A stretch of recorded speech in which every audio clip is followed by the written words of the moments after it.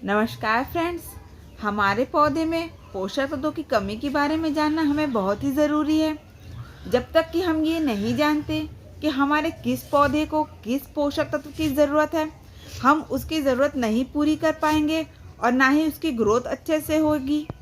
पौधों में पोषक तत्वों की कमी के कई सारे लक्षण हमें दिखते हैं, जैसे कि उनकी लीव्स खराब होने लगती है, या फिर पौधे की ग्रोथ ठीक से नहीं होती, या उसमें फूल भी अच्छे से नहीं आते।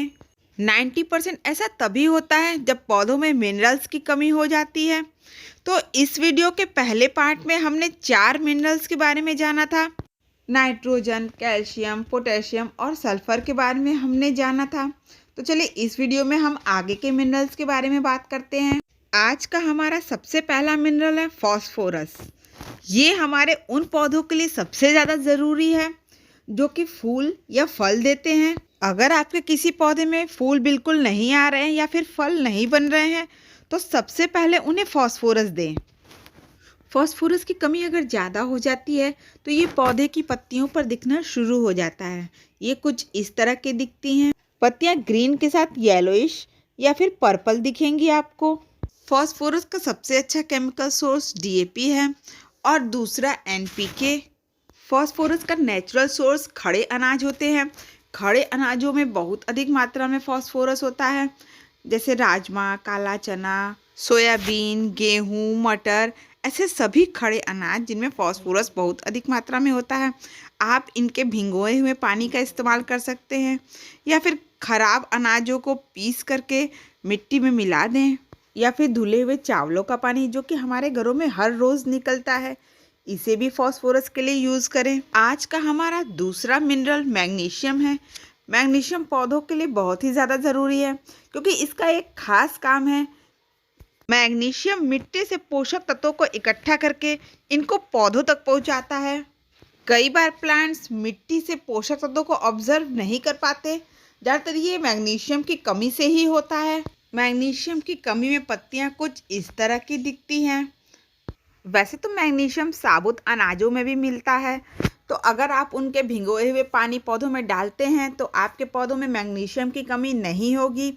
इसके अलावा आप सरसों की खली का इस्तेमाल कर सकते हैं। सरसों की खली ऑयल सीड से बनी होती है।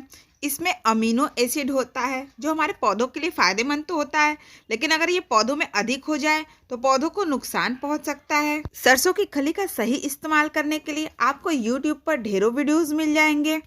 ये एक बेस्ट ऑप्शन है, क्योंकि इसमें मैग्नीशियम, सल्फर, मैंगनीज और जिंक, जो कि हमारे पौधों के लिए बहुत ज़रूरी है, सभी पाए जाते हैं। हमारा आज का तीसरा मिनरल जिंक है। जिंक भी हमारे पौधों के लिए बहुत ज़रूरी है। जिंक की कमी से पौधों की ग्रोथ रुक जाती है। फसलों और फल देने वाले पौधों में भी जिंक की ज़रूरत होती है। जिंक का एक अच्छा सोर्स सरसों की खली है, जो कि मैंने पहले आपको बताया। इसके अलावा सीड्स, जैसे कि पंपकिन के सीड, वाटरमेलन के सीड्स, इनमें जिंक और फास्फोरस अच्छी मात्रा में होता है। आप इन सीड्स को पीस लें और 1 से 2 दिनों के लिए पानी में भिगोकर इसी पानी को छानकर पौधों में देने के लिए इस्तेमाल करें। कोई भी फर्टिलाइज़र जो आप इस तरह से भिगोकर बनाते हैं, उसमें 3 से 4 गुना पानी मिलाना ना भूलें पौधों में डालने से पहले। हमारा अगला मिनरल आयरन है।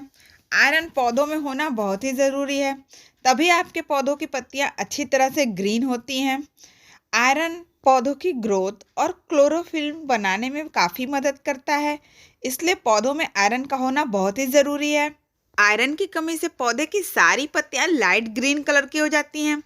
जैसा कि नाइट्रोजन की कमी से होता है, कुछ पत्तियां पीली, कुछ हरी, ऐसा इसमें नहीं होता। इसमें ऊपर से लेकर नीचे तक की सारी पत्तियां लाइट ग्रीन कलर की हो जाती हैं। और ज़्यादा कमी हो जाने पर आपको पत्तियां कुछ इस तरह से जली जली दिखेंगी। आयरन की कमी को पूरा करने के लिए आप जंग लगे हुए किसी भी लोहे को 4-5 दिनों के लिए पानी में भिगो दें और इसी पानी को पौधे में डालें।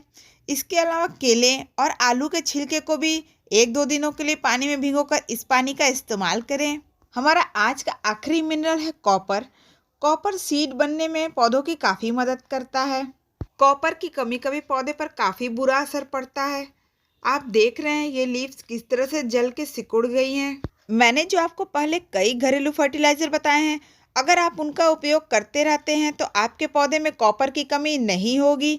इसके अलावा आप किसी कॉपर के बर्तन में 3-4 दिनों तक पानी रखकर इस पानी को अगर 1 महीने में एक बार थोड़ा-थोड़ा अपने पौधों में देते हैं तो इनमें कभी भी कॉपर की कमी नहीं होगी।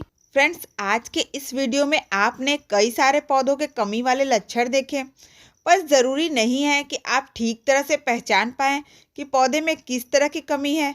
कुछ ही लक्षण ऐसे हैं जो दूसरों से अलग हैं।